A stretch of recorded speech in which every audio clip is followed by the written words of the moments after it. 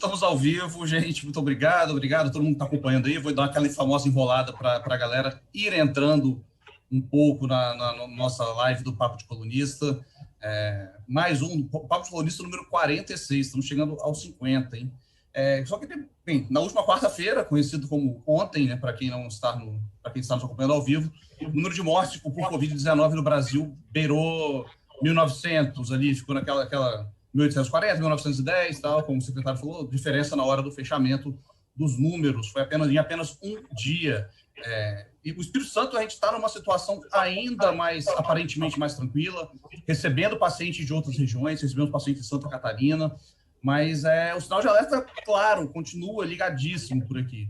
E para falar sobre esse cenário, sobre vacinação, sobre a pandemia, a gente tem aqui com a gente hoje, pode perceber que eu estou falando num tom mais sério hoje, a gente tem aqui o secretário de Saúde do Estado, Nésio Fernandes, e para conversar com ele, você já sabe, eu sou Rafael Braz, estão comigo os colunistas da Gazeta, Vitor Vogas. Olá, pessoal, olá, colegas, colunistas, olá a todos que nos assistem, olá, secretário, obrigado ao senhor por ter aceitado o nosso convite. Leonel Ximenes. Oi, gente, tudo bem? Obrigado por nos assistir mais uma vez, obrigado, secretário, por estar aqui conosco hoje. Um grande abraço a todos. E Beatriz Seixas. Oi, gente, boa tarde, bom dia, boa noite, né? E, secretário, muito obrigada por vir aqui trazer informações, né, sobre esse tema que é tão importante e que tem acompanhado a gente por um ano, mas precisamos continuar falando sobre ele. Tá? Obrigada.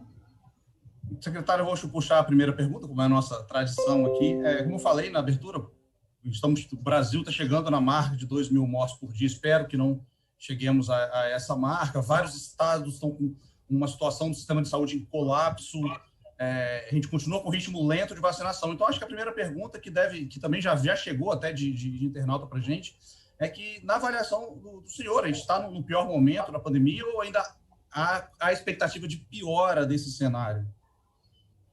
Então, boa tarde, né, todos os que nos acompanham. Boa tarde, Rafael, Leonel, Beatriz, Vitor. Extraordinária a oportunidade de estar com vocês aqui nessa hora, compartilhando algumas avaliações. Eu, particularmente, tenho muita convicção de que nós não vivemos o pior momento da pandemia ainda no nosso país. E a prova disso é o indicador apresentado no dia de ontem, com um recorde de número de óbitos. E nós devemos ter, pelo menos, mais 3 a 5 semanas de aceleração do aumento da pressão por leitos de UTIs no Brasil, inclusive nos estados que já estão em situação de pré-colapso ou praticamente colapsados. Então, o país viverá, neste momento, talvez aquilo que o Espírito Santo tenha vivido ao longo do ano passado inteiro, praticamente.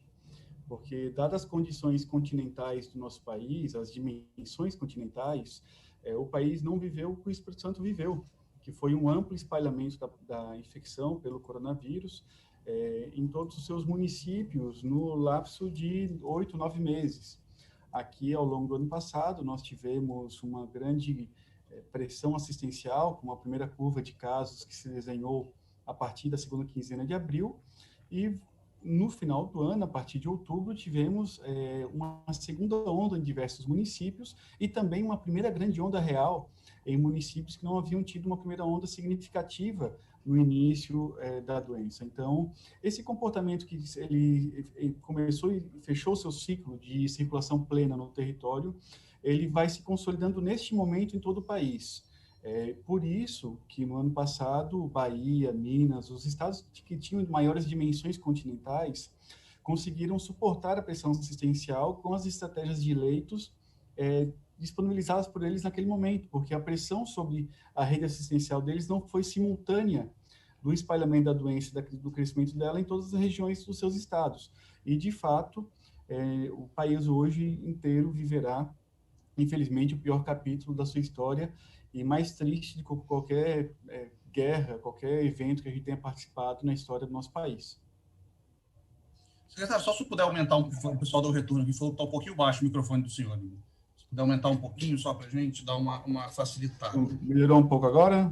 Melhorou. A gente está até ouvindo bem, eu acho que é para gravação depois, o formato podcast e tudo, que eu acho que não vai ficar legal. Mas eu acho que está... A gente está ouvindo bem, a gente está ouvindo direitinho. Secretário, queria pedir também para o senhor falar um pouco sobre a vacinação, né? A gente sabe que ela ainda tem acontecido a conta-gotas, poucas pessoas foram vacinadas no país inteiro, de uma forma geral, cerca de 3%, né? Variando aí em cada local, isso considerando só a primeira dose, né? E depois de muita pressão, de muito trabalho, assim, da sociedade, dos governos estaduais, né? A gente viu que o governo federal ontem, ele formalizou a intenção de compra de quase 140 milhões de doses, né, das vacinas dos laboratórios Pfizer e Janssen. É assim que fala? Não sei se é Janssen mesmo, Janssen, não sei a pronúncia correta. Mas, e aí tem a previsão, né, que a partir de junho, essas vacinas que o governo federal falou ontem sobre elas, né, começa a chegar aqui para a gente.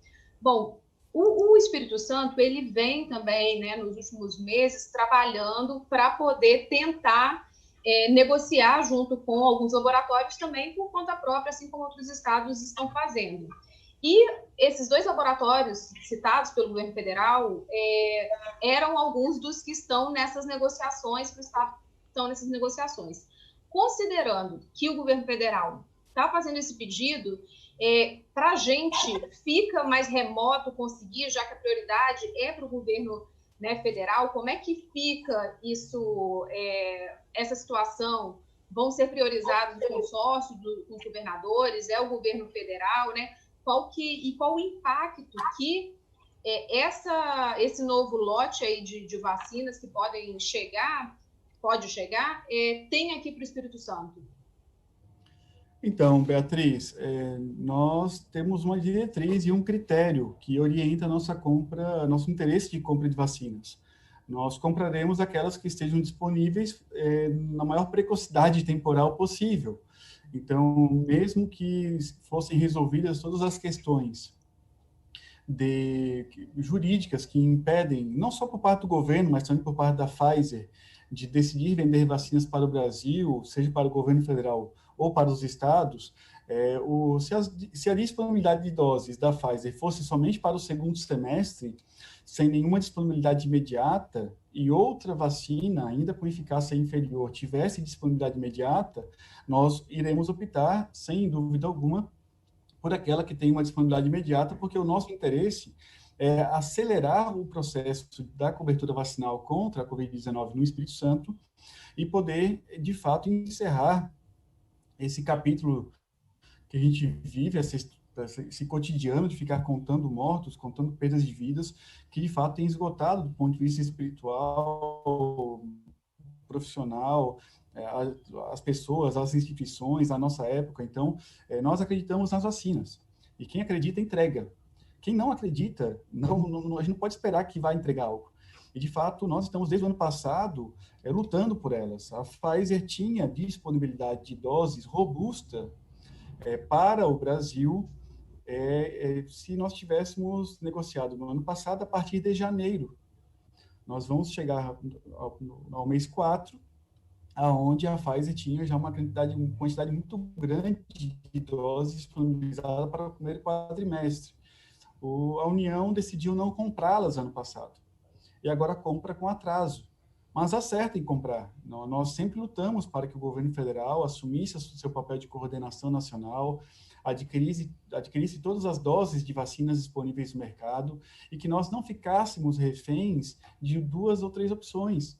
Eu disse em diversas entrevistas, o Brasil precisa ter pelo menos 4 a 5 opções de vacinas, e não de fornecedores de mesmas vacinas, mas de tecnologias distintas, inclusive por conta da possibilidade grande de que variações possam reduzir a eficácia delas e de que também a aplicação delas em algum momento poderia ser interrompida de maneira temporária ou permanentemente por questões de eventos adversos pós-vacinação graves ou por problemas ligados à política internacional, à geopolítica internacional, à dependência que o Brasil tem dos insumos dos mercados internacionais. Então, nós sempre defendemos que a estratégia correta para um país de dimensões continentais como o Brasil seria, sim, ter 4 ou 5 opções de vacinas disponíveis para poder garantir aquela que é a principal medida de prevenção primária capaz de poder encerrar o capítulo de mortes pela Covid-19 no Brasil e retomarmos toda a atividade econômica, social, a felicidade das vidas da família brasileira. Nesse caso, secretário, só um instantinho, Vitor. O governo federal, então, é que toma a frente, assim, que tem a preferência por essas duas vacinas, que o Estado também estava negociando. O Estado deixa, então, de negociar com elas e foca nas outras 4? Como é que fica, assim, a relação do Espírito Santo e quando nós devemos receber essas vacinas também? Já em junho, como é a expectativa do governo federal? Entre hoje e amanhã irão ocorrer 2 reuniões com a Pfizer e com a Janssen, né, junto com o governo do Estado do Espírito Santo, e aí diretamente eles vão nos atualizar qual que é o avançado das negociações com a União e se há disponibilidade deles de cumprir um critério que nós temos estabelecido neste momento para a negociação, que é a disponibilidade imediata de um percentual de doses para poder antecipar a vacinação da população capixaba e não somente de grupos estratégicos, de grupos prioritários.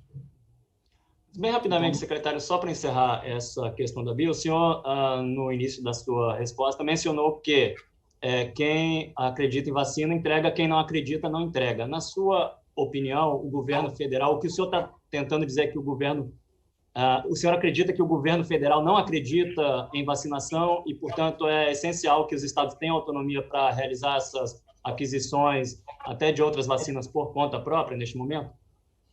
Vitor, são públicas as manifestações que colocaram em dúvida, né, a eficácia das vacinas, que colocaram em dúvida a origem das vacinas, que colocaram em dúvida as relações que foram estabelecidas para que o Brasil e o povo brasileiro tivessem vacinas disponíveis no nosso país. Então, de fato, existiu uma insistência na aposta de soluções que não eram soluções, que não tinham nenhum grau de evidência que elas poderiam controlar a pandemia no país, e ao longo do ano passado, ao invés de buscar soluções aos problemas, né, às vezes dá a impressão de que se buscavam problemas para cada solução. Então, você teve um combate, na verdade, à oferta. E o maior interessado na aquisição de vacinas teria que ser o governo, não a indústria. O governo do Estado do Espírito Santo está desde o ano passado com contrato com diversos laboratórios, diversos fornecedores. A gente dorme e acorda negociando vacina com diversos atores, porque nós temos um interesse explícito de salvar vidas e nós acreditamos na ciência. Infelizmente, essa diretriz não foi a que orientou as decisões do Brasil ao longo do ano passado, e por isso hoje nós estamos atrasados nas decisões das compras e teremos protelado ao segundo semestre uma capacidade de cobertura vacinal que poderia ter sido alcançada agora no primeiro semestre desse ano. Então, de fato, nós vamos insistir mesmo com a compra da Pfizer, da oferta da Pfizer e da Janssen pela União, na busca no mercado de doses para entrega imediata. E quando me refiro imediata, não é semana que vem, tá, gente? Para quem o trâmite de tradução de documento, legalização em embaixada, Ministério de Relações Exteriores, decidiu comprar até finalizar com o contrato leva algumas semanas, mas de fato, se a gente conseguir acelerar todas as negociações que estão em andamento e algumas delas em estágio avançado, a gente poderia ter a expectativa de no próximo bimestre ter vacinas adquiridas pelo Estado. No entanto, não é algo simples, porque há uma concorrência internacional por vacinas e há uma competição pelos preços também. Então, nós não temos condições de afirmar agora, o Estado decidiu comprar e amanhã tem no mercado para buscar na prateleira. Isso não existe. Até é importante esclarecer isso, porque as pessoas dizem, agora autorizou os Estados a comprar, então é só ir lá e comprar. Não há essa disponibilidade. E, de fato, nós estamos preocupados de alcançar ampla cobertura. Independente se seja com a Coronavac, se seja com a vacina da Sinopharma, seja com a Covaxin, qualquer uma delas, a que passe de 50% de eficácia e seja muito segura, nós temos certeza que elas terão um impacto radical no enfrentamento da pandemia, mesmo com a circulação de novas variantes e mesmo que as novas variantes reduzam o efeito para os casos sintomáticos.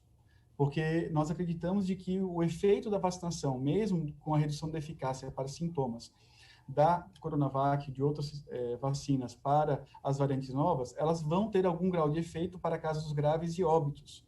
E aí a atualização da tecnologia para ter a dose de reforço já atualizada com as novas cepas é um processo que será desenvolvido pela indústria ao longo deste ano.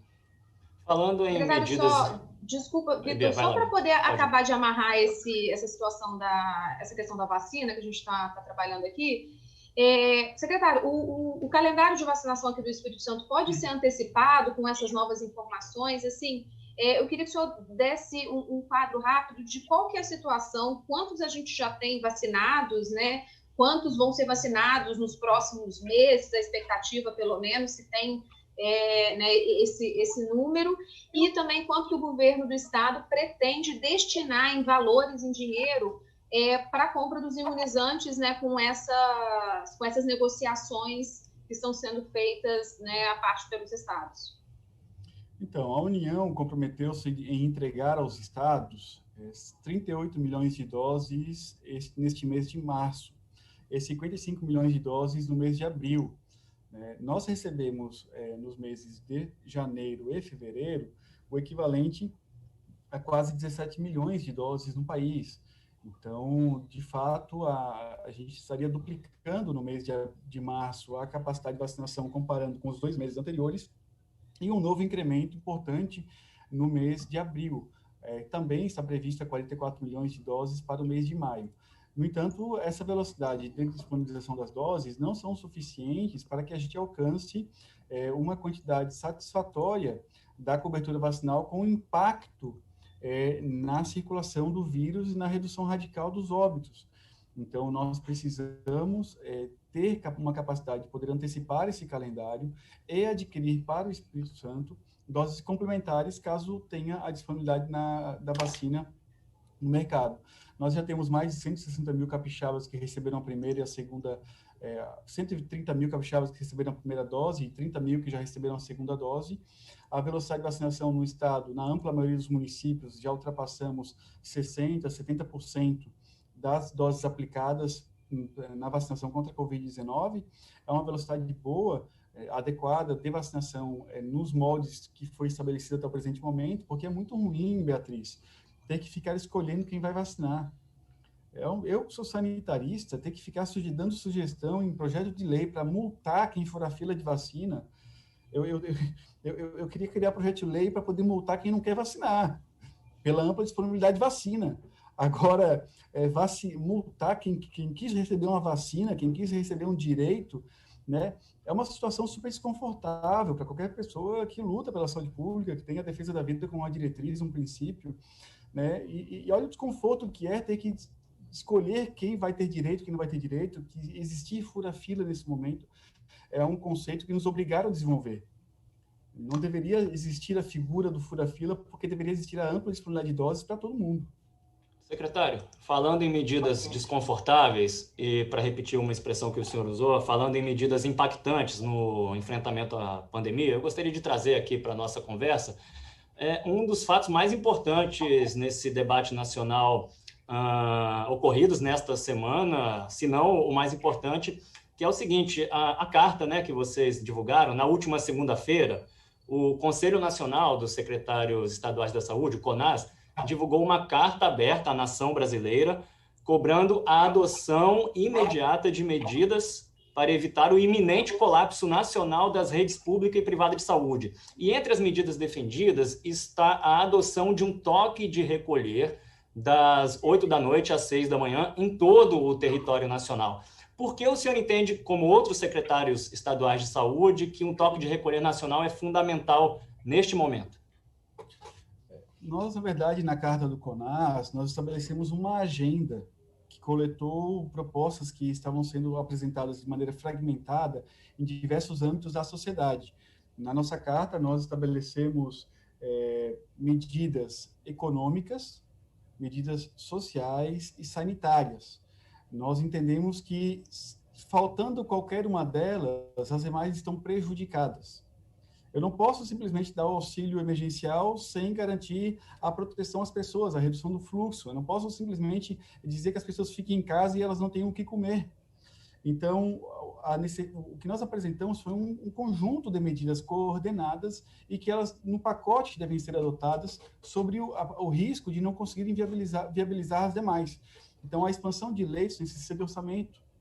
Nós não temos uma perspectiva de ter os 8 primeiros meses do mês de 2021 diferente dos 8 últimos meses de 2020. No entanto, nós não temos orçamento de guerra para este ano e o Ministério da Saúde não se preparou do ponto de vista financeiro orçamentário com condições de poder executar uma robusta estratégia de enfrentamento à pandemia. Nós apresentamos ali um conjunto de medidas que visam o quê? Nós precisamos reduzir a interação das pessoas.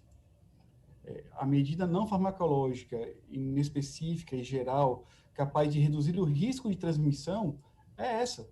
Então, na ausência de tratamento medicamentoso específico, na ausência de ampla cobertura de vacinação, nós precisamos ter uma capacidade de isolamento das pessoas, de redução do contágio, que ela não é possível ser alcançada somente com o diagnóstico indivíduo por indivíduo, por RT-PCR, por testagem rápida, porque o crescimento exponencial da pandemia foge à capacidade de diagnóstico do próprio sistema.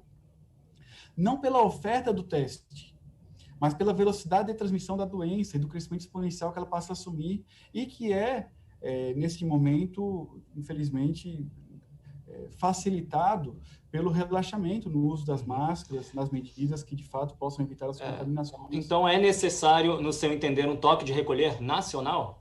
No meu entender, é necessário coordenação nacional, é necessário, e nós terminamos a carta dizendo que é necessário que o Congresso Nacional adote e coordene um marco legal para a adoção daquelas medidas. E aí, sim, os estados que estão em fase de aceleração da curva de internação de casos de óbitos, eles precisam progressivamente adotar medidas qualificadas de distanciamento social. Ocorre que muitos estados do Brasil não fizeram o que o Espírito Santo fez.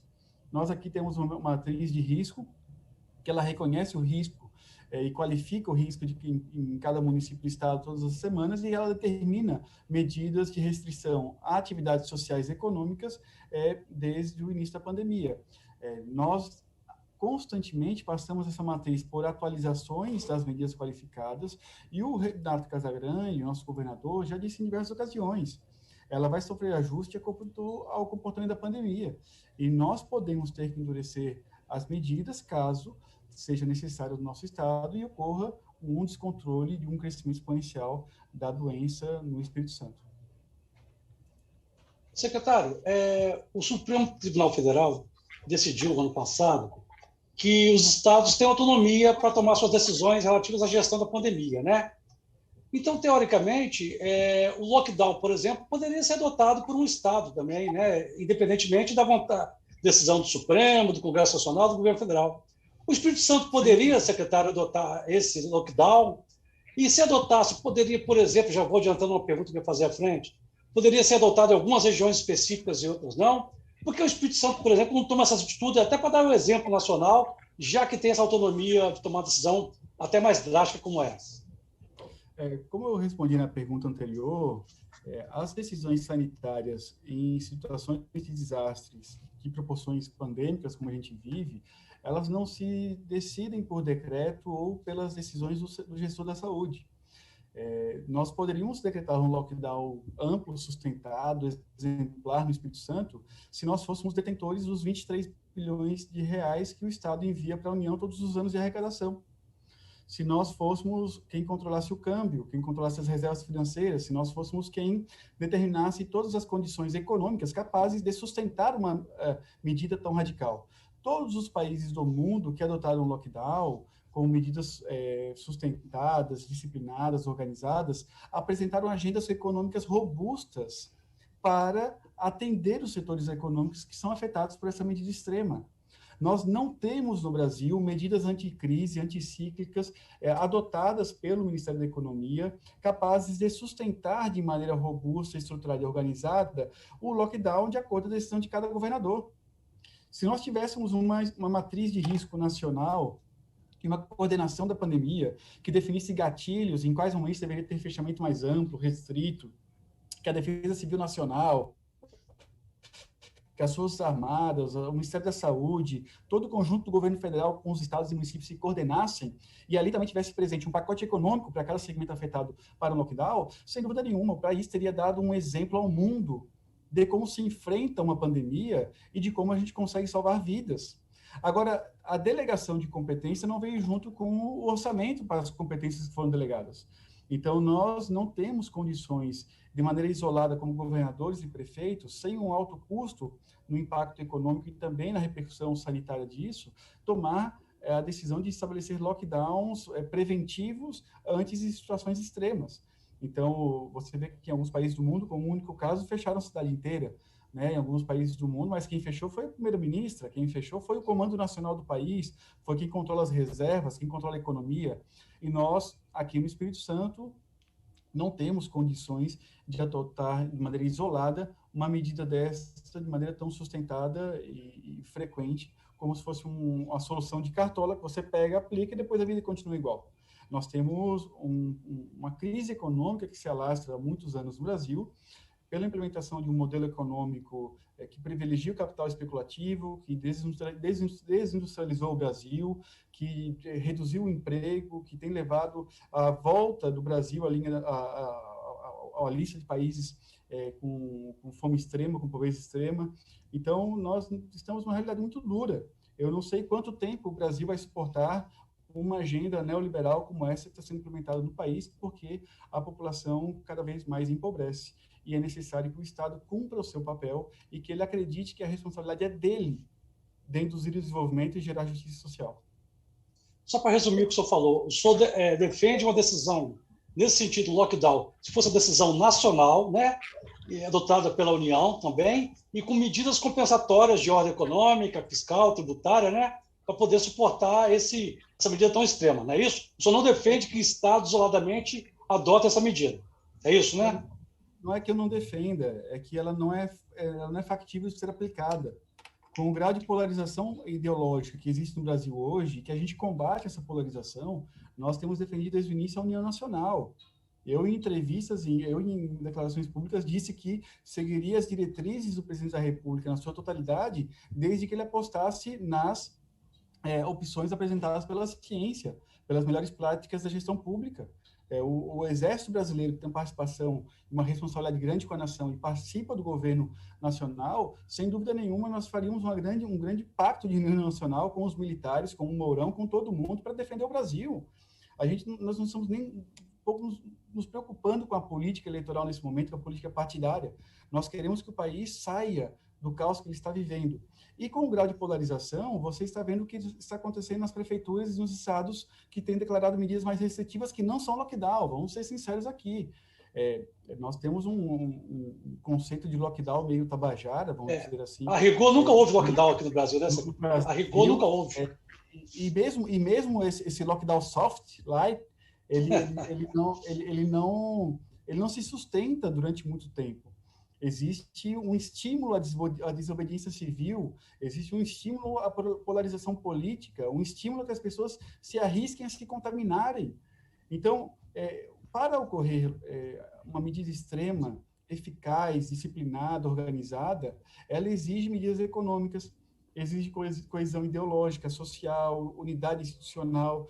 Então, de fato, nós vivemos o pior de todos os contextos possíveis para poder enfrentar uma pandemia num país de dimensões continentais como é o Brasil.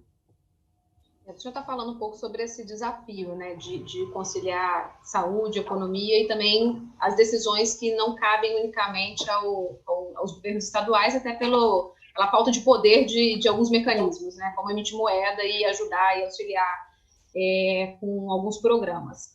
E aí, só que assim, não tem o lockdown, né, a gente não tem no país, mas a própria carta do CONAS, secretário, né, ela traz assim, algumas sugestões, como a proibição de eventos presenciais, o fechamento de praias, né, e bares, isso, o toque de recolher, né, durante a noite. E nesse momento, a gente ainda está, né, sem o auxílio emergencial, tá? A discussão no Congresso, hoje até teve um avanço no Senado, né? Agora há pouco houve aprovação no Senado, mas estamos ainda, não está totalmente batido o martelo. E aí, numa entrevista da CBN, na terça-feira, o secretário de Saúde de São Paulo, ele não assinou a carta, né? Inclusive, ele disse ser contra o lockdown no Brasil, porque ele acha que a medida combinada, a falta desse auxílio, vai levar aspas, né, abre aspas, vai levar parte da população a morrer de fome e causar problemas civis. Então, assim, queria a ajuda do senhor para explicar como que uma eventual adoção, né, dessas medidas para um trabalhador, pensando no trabalhador informal, pensando no pequeno empreendedor, naquela pessoa que tem uma lanchonete, um bar, quem trabalha principalmente na noite, né? Como que ele faz para manter o seu negócio, para manter os empregos, que a gente sabe que já o movimento já está muito menor, todo mundo perdeu, mesmo quem está aberto, né? Não é a mesma coisa. Então, como equilibrar isso? E também, aproveitando para trazer uma crítica que a gente ouve com muita frequência, por que só à noite, as pessoas falam, só à noite que o vírus circula, né? Por que eles querem proibir à noite, não durante o dia? Então, queria que o senhor trouxesse para a gente também uma explicação, como um alento, uma resposta, eu não sei, principalmente para essa classe que tem sofrido muito. Eu queria, Beatriz, só pedir licença para ler o último parágrafo da carta dos secretários de Estado. Fique à vontade. Entendemos que o conjunto das medidas propostas somente poderá ser executado pelos governadores e prefeitos se for estabelecido no Brasil um pacto nacional pela vida, que reúna todos os poderes, a sociedade civil, representantes da indústria e do comércio, das grandes instituições religiosas e acadêmicas do país, mediante explícita autorização e determinação legislativa do Congresso Nacional. Nós não publicamos aqui um manual de epidemiologia para poder sugerir medidas aos secretários municipais e estaduais de saúde. A gente aqui propôs um pacto nacional que reúna todo mundo, a indústria, o comércio, os sacerdotes, a academia, e que o Congresso Nacional, que é quem pode tomar e deve tomar nas situações de guerra e de equivalentes à guerra, as principais decisões do país, que ele assuma o protagonismo e estabeleça na descrição legislativa das emergências sanitárias que o país vive, quais são as medidas aplicáveis ao país.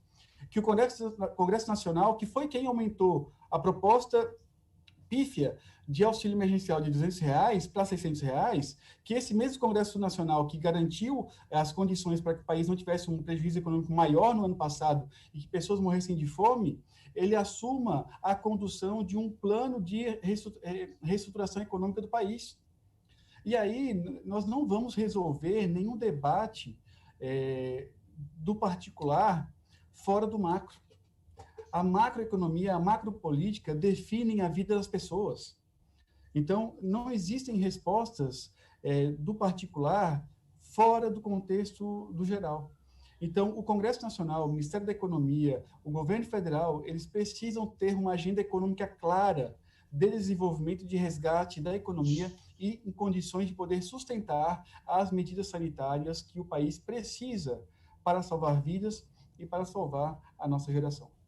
Agora, secretário, assim, sendo eu de coração aqui falando, de muito boa vontade essa carta, mas, sinceramente, assim, me parece meio utópica, não a carta, mas ser viabilizada, porque até agora a gente não viu movimentos, não viu o interesse real, né, de alguns gestores públicos, e eu não sei se seriam capazes de mudar essa chave, de acreditar que eles poderiam ter essa coordenação, ter essa mobilização, que é o que todo mundo espera, mas eu não sei se o senhor tem alguma esperança. Fica difícil enxergar a viabilidade desse pacto nacional pela vida, que reúna todos os entes políticos, institucionais, se não foi feito até agora e se a gente não vê tanta boa vontade nesse sentido por parte de quem mais deveria assumir, né, esse compromisso. Enfim. Eu sou otimista, secretário, mas não estou muito em relação a isso. O senhor tem esperança de que possa ser aplicado? Eu não posso perder a esperança, porque senão deixo de caminhar.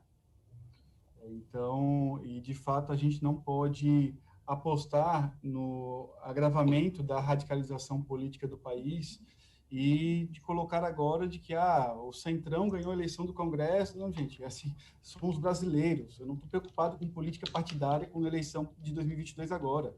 Né? E eu vou dizer para vocês uma coisa muito clara: a realidade vai se impor. Se o Congresso Nacional não quiser ouvir o que nós estamos dizendo agora, daqui a algumas semanas ele vai entender de maneira bem clara o que nós alertamos e pedimos que ele assumisse nesse momento. Nós afirmamos com todas as letras, na primeira semana de março, que o país necessitava de uma coordenação nacional, de respaldo de autorização legislativa, de uma agenda econômica capaz de suportar as medidas sanitárias e que nós viveremos a pior crise sanitária da história do país. A realidade, ela é capaz de convencer mais do que muitos debates políticos, né? E por necessidade histórica, a gente vai precisar caminhar para medidas mais coordenadas como país. A própria decisão da compra da Pfizer e da Janssen, ela tem um pouco disso. A realidade vai se impondo na medida que cresce o número de óbitos, o colapso da pandemia.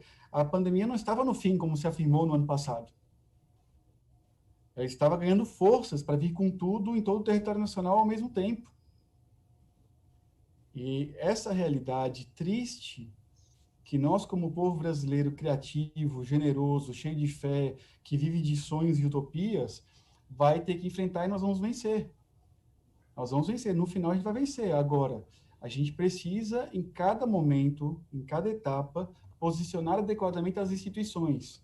E o Conselho Nacional de Secretários de Estado da Saúde posicionou-se de maneira muito clara, com uma opinião completa de todos os temas que abrangem o enfrentamento da pandemia. O governo Casagrande, o governador Renan Casagrande, cumpriu um papel de liderança nacional o tempo todo, ao longo de toda a pandemia, na mediação com a União. Inclusive, eu nunca esqueço, na primeira reunião dos Fóruns dos Governadores com o presidente da República, o Renato foi um dos primeiros a fazer a fala, a intermediar, a buscar consenso, a evitar as guerras ideológicas. Nós, como instituição, seja como governo do Estado, como Sistema Único de Saúde, como Congresso Nacional, nós precisamos apelar o tempo todo para aquilo que, de fato, é uma saída e é um caminho. O agravamento da crise política, da polarização, não é caminho para sair da pandemia. Essa é a nossa conclusão. Mas só para completar o que a Bia falou, sobre a utopia, eu acho que toda utopia se transforma numa resistência, se transforma em algo por que lutar. Então, eu acho que mesmo que talvez seja um ideal apenas agora, que talvez não seja tão prático agora, é algo por que lutar, é algo por que a gente seguir. Mas agora eu passo a palavra para o Leonel. Secretário, a pergunta que eu vou fazer agora também é objeto de dúvida de muitos leitores, ouvintes, telespectadores que estão nos acompanhando, tá? Muita gente está pedindo informações acerca desse assunto de forma geral.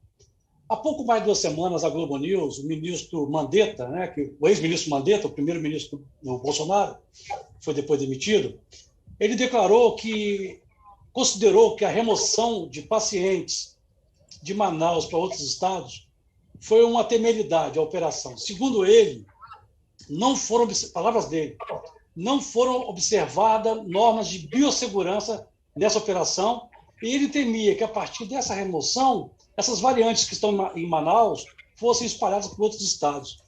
Aí eu queria perguntar ao senhor o seguinte: essa crítica do ex-ministro Mandetta em relação à biossegurança nessa operação também vale para o Espírito Santo? Essas variantes que já estão sendo identificadas aqui no nosso estado são decorrentes dessa operação, desses pacientes que vieram do Amazonas, de Manaus, para o nosso estado serem cuidados aqui?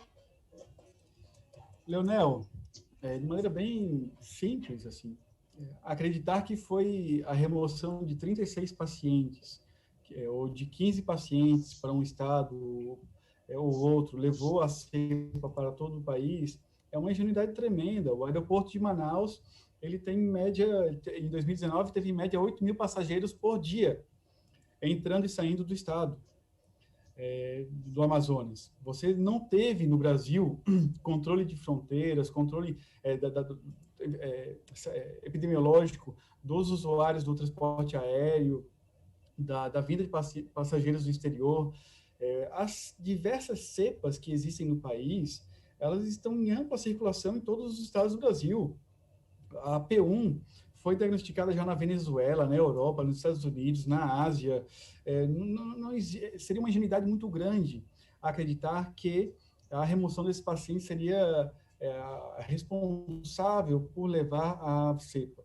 Aqui no Espírito Santo, nós, de fato, fizemos um bloqueio epidemiológico no manejo desses pacientes. Os colegas do Jaime dos Santos Neves, do hospital, a minha orelha deve ter ficado vermelha durante muitos dias, porque a gente estabeleceu um protocolo de fazer o teste de swab do RT-PCR em todo mundo que atendeu esses pacientes a cada 2 dias no início quando eles chegaram. Nós estabelecemos a coleta do RT-PCR no dia 0, a cada 48 horas, depois a gente aumentou um pouco a distância do período para a coleta, mas eu posso te afirmar com muita certeza, qualquer pessoa que teve contato com esses pacientes no Espírito Santo teve um rastreamento de contatos de padrão chinês, igual feito em Wuhan, feito nas melhores medidas internacionais reconhecidas. Nós diagnosticamos pessoas positivas assintomáticas, foram isoladas, testamos os contatos.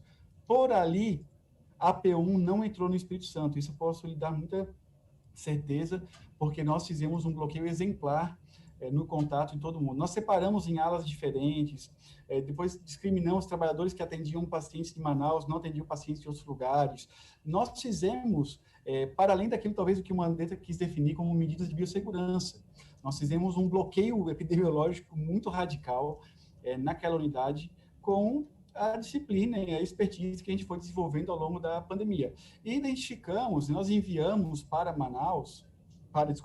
enviamos para a Fiocruz as amostras biológicas dos pacientes de Manaus que foram atendidos aqui no Jaime. Os resultados que a Fiocruz publicou são pacientes de Manaus que vieram para cá. Os resultados que estão publicados no site da Fiocruz devem ser contabilizados como resultados de pacientes manauaras, não pacientes capixabas. No entanto, eu tenho muita convicção que as diversas cepas já possuem transmissão comunitária no nosso estado. E o que muda no manejo da pandemia com isso? É a mesma doença, a mesma transmissão, ela exige autodisciplina no uso das máscaras, qualquer sintoma tem que se isolar na condição de suspeito, procurar o teste, avaliação médica, é a mesma doença. Tendo características novas, talvez uma ou outra com maior transmissibilidade, esse aumento da transmissibilidade é enfrentado com as mesmas condições que a anterior. Distanciamento, máscaras, lavada das mãos, superfícies, evitar lugares fechados.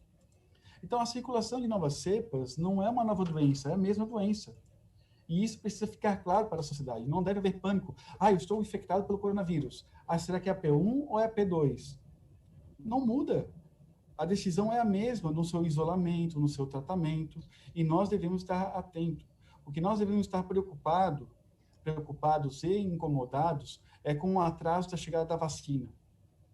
Isso é que tem impacto na vida da saúde pública. Eu, tendo 250 leitos livres no Espírito Santo, que era o que nós tínhamos no dia que Manaus pediu ajuda, nós negarmos acesso a pessoas que iam morrer, desculpa, eu não tenho condições éticas, espirituais, humanas, de havendo enfermos e havendo condições de ajudar, de estender a mão, de como missão constitucional do SUS garantir a dignidade à vida e o acesso à saúde, de negar o acesso à saúde. Agora, é claro, chegando o Espírito Santo a uma condição sustentada de 80% de ocupação, com um aumento, uma aceleração da curva de casos, nós vamos suspender a vinda de pacientes de outros estados para o Espírito Santo, como já dissemos há 2 semanas atrás. Isso até que eu ia perguntar para o senhor, secretário, desculpe interrompê-lo, porque muitos aqui dos internautas, muitas pessoas, eles colocam isso, ficam com medo de a vinda, né, de outras pessoas, além de trazer novas cepas, que isso o senhor já explicou aí todo o cuidado de biossegurança, mas eles ficam preocupados se não pode tirar o leito, né, de familiares deles, dos próprios capixabas. E aí, assim, o senhor está dizendo, chegando a 80%, então isso vocês param de receber novos pacientes. E outra coisa também que seria uma dúvida, se trazer para cá não poderia aumentando a curva para chegar ao percentual que chegaria ao lockdown. Então, também seria outra preocupação do setor econômico. Então, é bom o senhor esclarecer isso para a gente. Não, porque a gente tem um gatilho que é, ao chegar a 80%, se suspende a vinda de pacientes para cá. Nós temos já anunciados e materializados a entrega de 158 leitos novos, que podem chegar a 200 até o final do mês de abril. 158 leitos novos representa 20% da ocupação de leitos atual.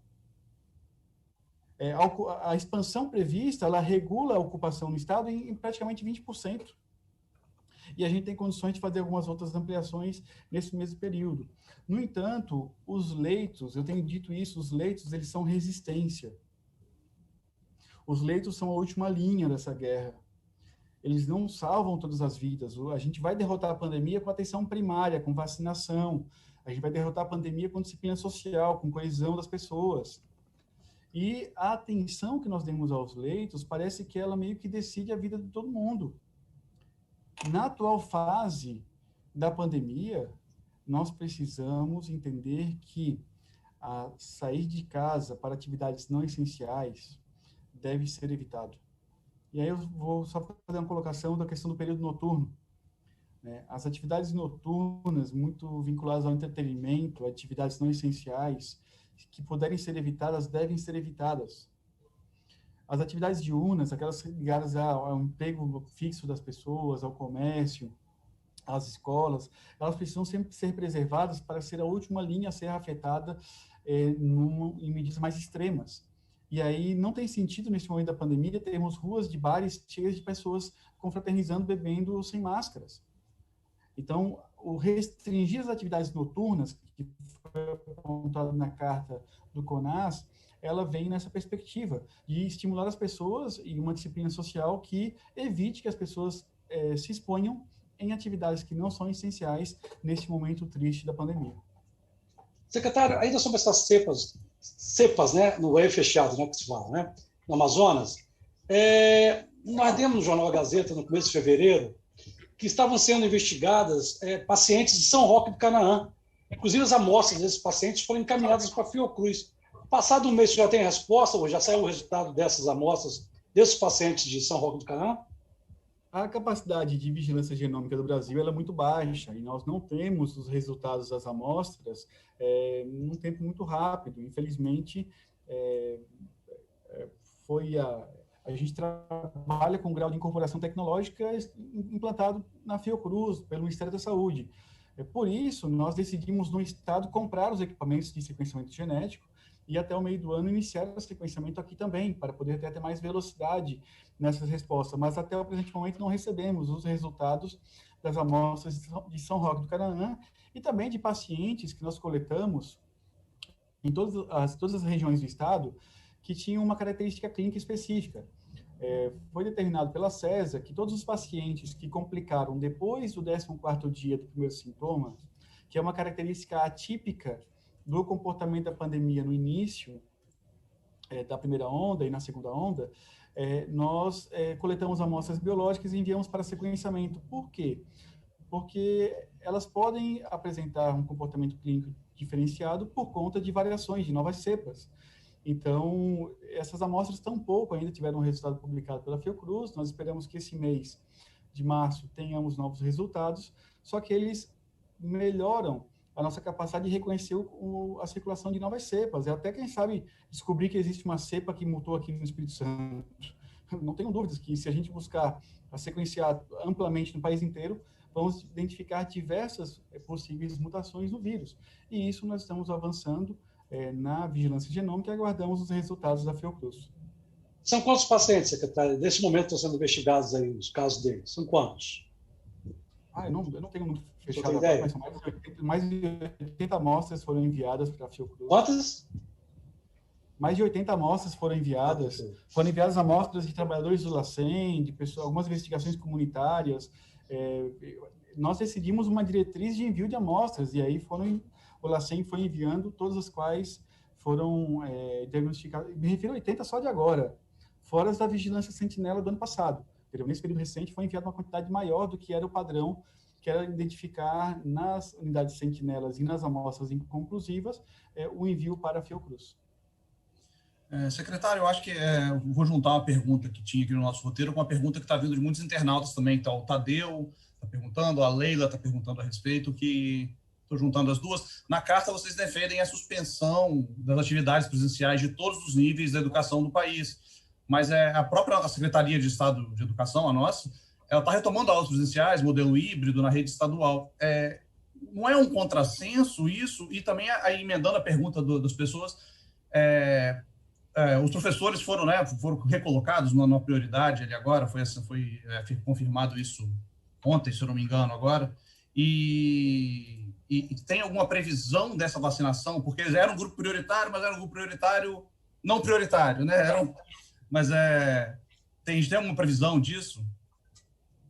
Com as doses que o Estado comprar, caso exista e se viabilizem as compras que estão sendo negociadas, os professores e os trabalhadores da segurança pública serão os primeiros a serem vacinados. Nós conseguimos, inclusive, vacinar muito rapidamente a totalidade dos trabalhadores da educação do Estado. Então, essa prioridade já está anunciada pelo Renato Casagrande desde o início de quando nós decidimos iniciar a negociação por compra de vacinas. Então, nós acreditamos que a educação ela é uma atividade, sim, extremamente essencial. Ela deve ser preservada até o limite das últimas linhas de atividades que devem ser restringidas de maneira radical durante a pandemia. Então, nós temos no gatilho apresentado na Carta do CONAS as medidas reconhecidas para os estados, principalmente que estão em estados de emergência e praticamente colapsados. Nós aqui, no momento da escrita da carta, no final de semana, na segunda-feira, tínhamos uma ocupação em torno de 70 e poucos %.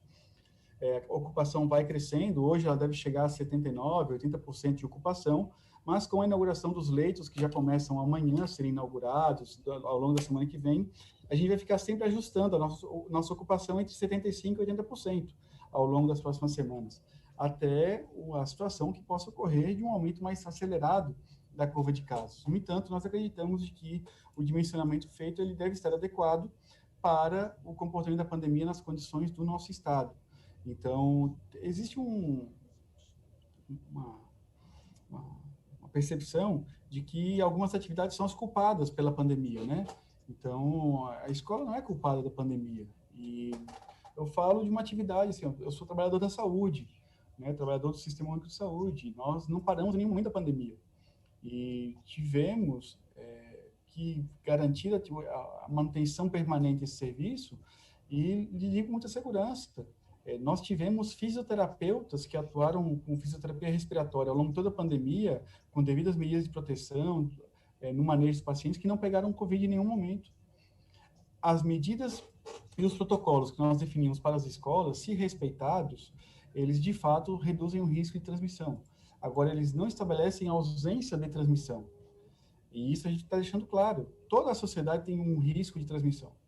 Nós nunca dissemos que qualquer atividade estava isenta de transmissão, porque a pandemia está estabelecida, ela tem transmissão comunitária, transmissão cotidiana. Então, ir a visitar o familiar, pegar o ônibus, andar de carro com um amigo, fazer uma reunião entre 3 pessoas, qualquer atividade social tem risco de transmissão, porque é uma transmissão de caráter comunitário sustentado no país. Então, e aí, num contexto de transmissão comunitária, nós precisamos proteger atividades essenciais até o momento necessário de fechá-las com muita certeza. O prejuízo para essa geração que teve 100 escolas no ano passado será muito grande mesmo. É uma geração inteira que pode ser afetada. E nós precisamos, sempre que possível, proteger a educação, o direito da educação no nosso estado. E a nossa matriz de risco, ela define os momentos em que as escolas se suspendem em cada município, seja por surto, por contaminação, ou seja por qualificação da matriz de risco. Secretário, me deixa assumir agora, gente. A gente acredito, pelos meus cálculos, que nós tenhamos ainda cerca de 15 minutinhos, mas, de qualquer maneira, estamos nos encaminhando aí para o bloco final da nossa entrevista. Temos algumas perguntinhas ainda para lhe fazer, que nós havíamos planejado, que eu considero, nós julgamos bem interessantes. Vou pedir ao senhor, na medida do possível, para responder de maneira mais breve, para que a gente possa contemplar o maior número de perguntas, começando pela seguinte. Na sua avaliação, e nesse caso específico, na sua autoavaliação também, qual foi até agora o maior erro e o maior acerto por parte do governo federal na condução da pandemia, e qual foi o maior erro e o maior acerto por parte do governo estadual, especificamente da SESA, na condução da crise sanitária? É uma boa pergunta, é aquela que a gente avalia todos os dias, Vitor. Parabéns por fazer uma pergunta inteligente, boa de responder.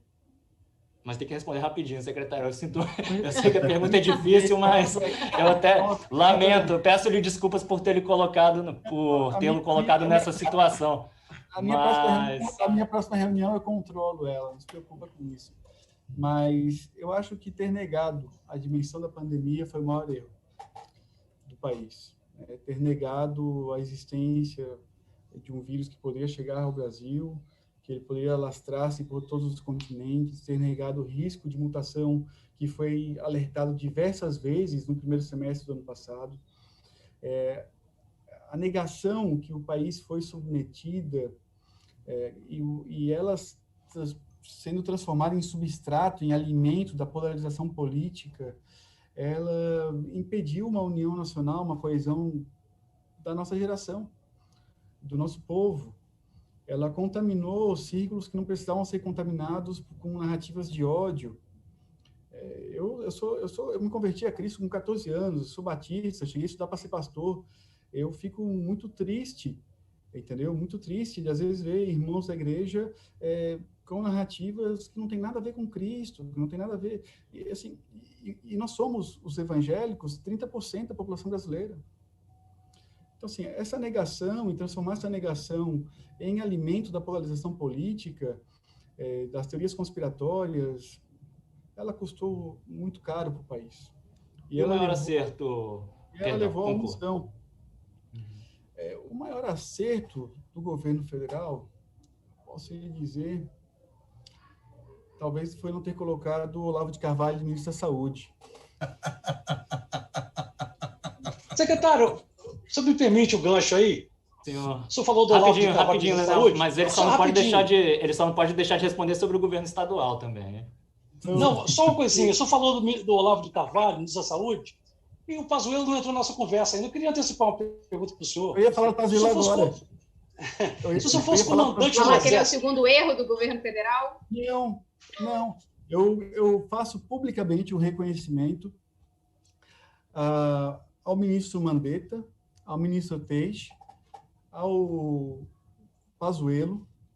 Eu não tenho dúvida nenhuma que, se o contexto institucional e político deles fosse outro, eles teriam tido um desempenho totalmente diferente na pandemia. O Pazuello é uma pessoa muito afável de se relacionar, gente. É uma pessoa que a gente liga a qualquer hora do dia, do final de semana, atende o tempo todo. Assim, só que ele, na relação mais íntima entre gestores, a gente sabe qual que é o contexto político da estada dele no cargo, das decisões que ele não deve e qual que é o limite dele tomar. Então, na mesma época do Taixe, a gente teve uma relação curta, mas muito tranquila, com uma comunicação muito grande. Na época do Mandetta, eu acho o SUS, ele sempre se resolveu do ponto de vista da sua administração, das suas decisões, independente do governo ser de direita ou de esquerda. Internamente, a gente tem uma capacidade de lidar com a pluralidade política, ideológica, partidária muito grande. Então, aqui no Espírito Santo, eu tenho vários gestores municipais, secretários municipais de saúde, que são bolsonaristas, que são os meus melhores amigos. São as pessoas que eu tenho mais afinidade na condução das diversas políticas que a CESA propõe. Não nos importa, não interfere para a gente o lastro político, ideológico, partidário dos quadros. Neste momento, se não fosse o contexto, né, do teto ideológico político do Ministério, não tenho dúvida nenhuma que o próprio Pazuello poderia ter tido um desempenho totalmente diferenciado no enfrentamento à pandemia. Isso, em relação ao governo estadual, o maior erro e o maior acerto na sua autoavaliação, aproveitando, quem sabe, a oportunidade para fazer publicamente alguma autocrítica que o senhor considere importante e necessária? Então, o maior acerto do Estado, eu acho que foi ter a sorte de ter o Renato Casagrande como líder do Estado. O Renato, ele se apropriou da agenda, de todas as medidas e de todas as análises que apresentaram risco real para o Espírito Santo. Então, eu faço aqui publicamente uma confissão, eu nunca tive um não por parte do Renato Casagrande de qualquer medida proposta pela CESA para poder expandir leitos, preparar os serviços, organizar a rede, tomar medidas necessárias para enfrentar a pandemia. A agenda, o Renato apropriou-se dela. E quando o líder se apropria, ele dá o teto do Estado. Então, o Estado acertou por ter tido um teto muito alto, e aí a relação dele com a Assembleia Legislativa, com o TJ, com o Tribunal de Contas, com as entidades ligadas ao setor econômico, a relação dele, a autoridade dele o grau de maturidade do Renato nesse processo foi determinante, foi decisivo. Você poderia ter o melhor secretário de Estado da Saúde, o melhor protocolo de tratamento dentro do hospital. Você poderia ter o melhor teste sendo feito lá no Laboratório Central de Saúde Pública. Se o teto institucional do Estado fosse baixo, não teria sido capaz de poder responder de maneira adequada ao enfrentamento da pandemia. E aí, de fato, nós temos aí eu tenho que fazer esse reconhecimento, né, que a gente acertou de que não tivemos um teto baixo do nosso Estado. E aí a gente conseguiu ir moderando e modelando todas as medidas ao longo do desenvolvimento um rápido parêntese, se o senhor me permite, porque o senhor disse que nunca recebeu um não por parte do governador Renato Casagrande, nem eventualmente ao propor um lockdown. Uma curiosidade de bastidores, o senhor em algum momento chegou a propor a ele, ali na sala de situação, decretação de lockdown, do seu ponto de vista pessoal, e foi voto vencido na discussão com outros secretários? Não teve discussão de lockdown. O que teve, em algum momento, foi uma discussão sobre a abertura de algumas atividades em alguns momentos, em que nós, como governo, decidimos de maneira unificada, organizada, defender a posição difícil para aquele momento. E que, com o longo do tempo, demonstrou-se adequada a decisão que foi tomada, né? Nós não tivemos uma explosão de casos depois da abertura dos shoppings na última semana de maio, início de junho do ano passado, como foi anunciado que ocorreria um cataclisma, né? Toda semana era alguém profetizando que tal dia o Espírito Santo ia colapsar, tal dia o Espírito Santo ia colapsar. Foi um momento assim horroroso. Em junho do ano passado, mais ou menos. Isso, em junho, né? Naquele momento ali, houve um momento de tensão, de muito debate intenso. O governador estava com Covid, inclusive. E o governador estava com Covid ainda naquele momento, né? Então, naquele momento, posso dizer e reconhecer que foi talvez um momento de maior intensidade dos debates internos, mas que existe uma maturidade institucional muito grande dentro do governo, de que a unidade ela é fundamental para poder efetivar a condução e liderança adequada da sociedade. E nós tomamos a decisão, com devidas avaliações técnicas de riscos, e tomamos, então, as decisões naquele momento, mas de fato, não existe, por parte do governo do Estado, gente, qualquer tipo de negação ou de ou subestimação dos riscos. Nós sempre fazemos a dinâmica de analisar vários cenários e os riscos de cada cenário. E para cada cenário, o que deve ser feito para mitigar os riscos, para poder enfrentar a realização dele. Então, essa leitura técnica, essa leitura científica, vamos dizer assim, dos cenários possíveis, ela protegeu o Espírito Santo. Então, eu também considero que não foi a ampla maioria do povo capixaba que aderiu às teses negacionistas. A avaliação que a gente tem dentro do governo de que a maior parte do povo são compostas por pessoas moderadas, equilibradas, por pessoas que reconhecem algum grau de risco da pandemia, e por isso é possível liderar a nação, por isso é possível liderar o Espírito Santo. De novo, brevemente, porque o senhor está falando bastante do governador e da liderança do governador Renato Casagrande nesse processo, o fato político mais relevante dessa semana aqui no Estado foi a notícia de que o partido do governador, a cúpula nacional do PSB, planeja lançá-lo como pré-candidato à presidência da República. O senhor é filiado ao PCdoB, partido também posicionado num campo de centro-esquerda, foi candidato a deputado estadual pelo estado de Tocantins em 2018. Hoje, a gente não tem pesquisa de recall político, né, que confirme o que eu vou dizer, mas provavelmente é o secretário com maior visibilidade, né, o nome mais conhecido no governo, na equipe de governo, após o governador. O senhor pretende, está na sua cabeça, de repente, lançar a candidatura no ano que vem a algum cargo, mas pelo Espírito Santo? Vitor, de maneira muito sincera, eu vou responder rapidamente. Eu estou aqui como convidado, entendeu? E eu tenho um respeito muito grande pelo Estatuto de Convidado. Eu recebi, pela Assembleia Legislativa, o título de cidadão capixaba, com poucos meses aqui no Espírito Santo, e o grau de dedicação que a gente tem ao Estado é uma dedicação de vida, de sangue. No entanto, não passa pela minha cabeça disputar reeleições em hipótese alguma no próximo ano. eu acho que eu posso ser útil para o projeto que é liderado pelo Renato, ajudando todo mundo, pedindo voto para todos os senadores que ele for do nosso campo, para todos os deputados, ajudando a reeleição dele, entregando muita política pública qualificada para o povo capixaba e garantindo que essas entregas se transformem num grande substrato político para a reeleição do projeto avançado que nós representamos.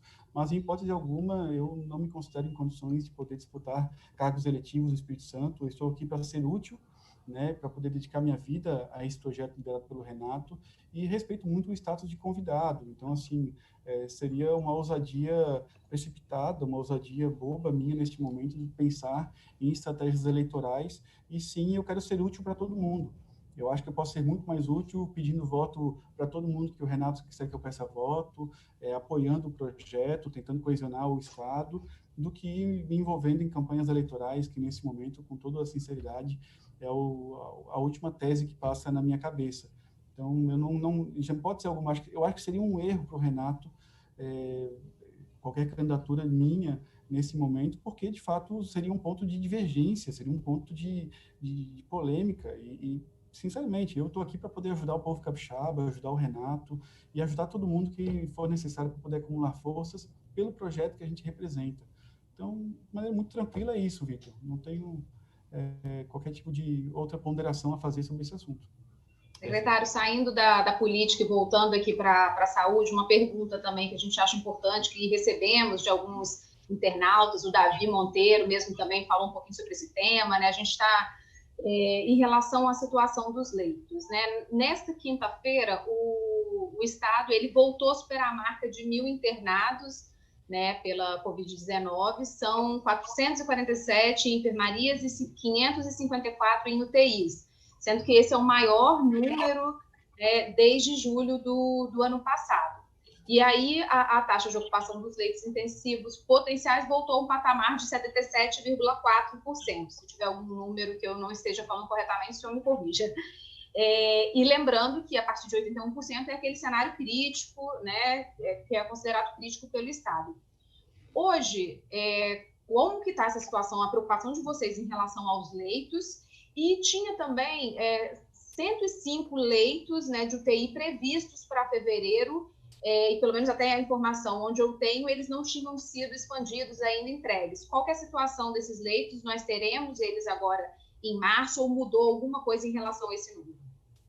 A gente foi modelando a expansão de leitos de acordo à ocupação, né? Nós iríamos impor um impacto físico-financeiro gigantesco em fevereiro no Estado, abrindo uma quantidade de leitos enorme que não seriam necessárias pelas condições da pandemia naquele momento. Então, a gente foi ajustando a expansão e com a ampliação dos leitos previstos para essa semana, para a semana que vem, até abril, como eu disse ao longo da entrevista, a gente tem uma margem de 20% da ocupação atual, que ela se equilibra com esses dados. Então, amanhã a gente vai estar inaugurando o leito, até segunda-feira mais leitos. E aí Quantos? O senhor tem esse número? Quantos novos leitos? 158 leitos até abril, podendo chegar a 200, caso for necessário. Então, nós iremos ultrapassar muito a marca de leitos abertos para a primeira expansão da doença no Estado. Então, no que diz respeito a essa estratégia de expansão de leitos, o Estado ele foi muito ousado. Todo mundo, eu digo para vocês, vários secretários de Estados diziam para mim que a estratégia nossa do Espírito Santo era exagerada, era superdimensionada. Quando você avalia que a Bahia, que tem 14 milhões de habitantes, abriu durante muito tempo 850, 900 leitos de UTIs, e nós aqui estamos abrindo agora 900 leitos de UTIs, é uma proporção muito grande, o que de fato nos dá, né, a autoridade histórica de dizer que nós nunca colapsamos, que nós conseguimos, ao longo de toda a pandemia, atender a classe média capixaba. A classe média capixaba foi atendida no SUS durante a pandemia. Então, assim, o Hospital Jaime Santos Neves, diversos hospitais privados contratualizados, filantrópicos, nós inauguramos uma outra etapa da saúde pública do Espírito Santo com essa estratégia. Ela foi acertada, porque ela garante acesso. No entanto, ela não salva todas as vidas, como o Renato falou. Agora, a gente tem uma estratégia bem determinada, novas ampliações vão se estabelecer nos próximos dias e vamos ficar ajustando a ocupação de leitos. E aí, como já foi dito, a oferta de leitos para pacientes em outros estados já está regulada, né, com esse gatilho de 80%. Então, a gente vai modelando toda a estratégia nossa de acordo com a ampliação prevista para o Espírito Santo. Gente, eu estou com o pessoal me chamando aqui. Não, só estou falando, já estou fechando aqui agora. Essa secretária muito obrigado pela participação, secretário, por aceitar nosso convite. Sei que enfrentar esses 3 aqui às vezes é meio complicado, eu sou mais tranquilo. Então, muito obrigado, gente, todo mundo que acompanhou a gente, mandou pergunta. Só uma pergunta, resposta rápida, secretário. O que o senhor tem feito para dar uma desanuviada nesse ano todo de pandemia? Como é que você tem lidado com isso pessoalmente mesmo? Porque para a gente... Tem tempo para fazer outra coisa, secretário, além de cuidar da pandemia? Consegue dormir, secretário? Rapidão, Bia. Leonel, Braz. O Braz falou que ele é tranquilo, mas tranquilo é o senhor, né, secretário? Então, emendando, qual é o segredo, né? O senhor sempre sereno, mantendo esse grau de tranquilidade, qual é o segredo para se manter assim também, além da pergunta dos colegas? Acho que, primeiro, eu tenho uma família maravilhosa, tenho filhos maravilhosos, pais excepcionais, minha esposa é um ser extraordinário, tenho uma capacidade de um suporte diário, de poder voltar para casa todos os dias e ter dentro de casa a capacidade de me renovar sempre. E, de fato, a gente tem que ter fé, gente. Se a gente não tiver fé, se a gente não tiver utopia, se a gente não acreditar que a estrada valendo que se vê, se a gente não tiver um objetivo estratégico maior em tudo, ter uma percepção de horizontes largos na vida, a gente acha que a vida, o mundo é a aldeia e enquanto tudo esteja bem na aldeia, está tudo bem. Então, assim, eu acho que isso é fundamental. E a minha, como o Renato fala, eu sou muito linear na minha fala, né? Faz parte da minha formação, da minha espiritualidade, daquilo que eu desenvolvi ao longo da vida, da minha preparação política também. Então, eu trato de ser útil, Vitor, trato de poder, em cada momento da minha vida, poder dar o melhor de mim e acreditar que o melhor pode ser feito. Então, o que eu tenho muito claro é o seguinte, que o desespero, o ódio, a violência não leva a nada. Então, assim, nos momentos mais críticos, a gente precisa estar muito centrado, com foco nas soluções, nos objetivos e nas entregas. Eu tive uma boa experiência ao longo da vida aí com a fé, com a política, e acho que alguns conflitos são desnecessários e a gente precisa sempre tratar de criar pontes e não de destruir pontes. E a paciência e a calma são boas ferramentas para construir pontes entre as pessoas. Gente, é isso. Muito obrigado mais uma vez, secretário. Continua fazendo trabalho. Boa sorte para a gente, né, para o Estado, todo mundo. Tem muita gente nos comentários elogiando a postura do Estado, do Espírito Santo. O Wellington, de Cariacica, falou orgulho de ser capixaba nesse momento. Então, acho que é um sentimento que é compartilhado por muita gente. E vamos seguindo. Muito obrigado mais uma vez. Esse vídeo vai ficar disponível aqui no Facebook, vai ficar disponível no YouTube, vai virar podcast também para quem prefere ouvir em outros formatos, em outros momentos. Então é isso, semana que vem a gente encontra vocês novamente, vocês que estão acompanhando aqui, o secretário não. A gente encontra vocês todos. O secretário é sempre bem-vindo aqui para retornar e falar um pouco mais sobre a pandemia. Espero para dar boas notícias, melhores.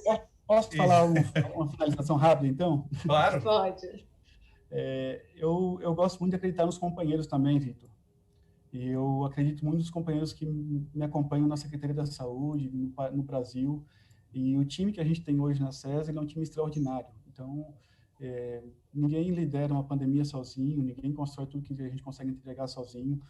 E aí o Renato contou com um bom time de secretários, eu conto com um time extraordinário na SESA, nos hospitais, a gente sempre querendo buscar oportunidades de melhorias, querendo se superar.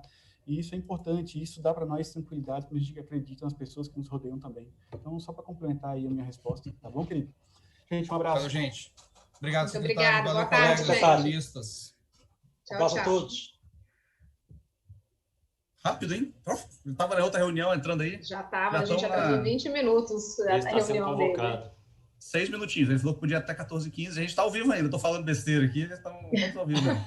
Está entregando a reunião do secretário. Mas começava às 2, ele disse. A gente fez ele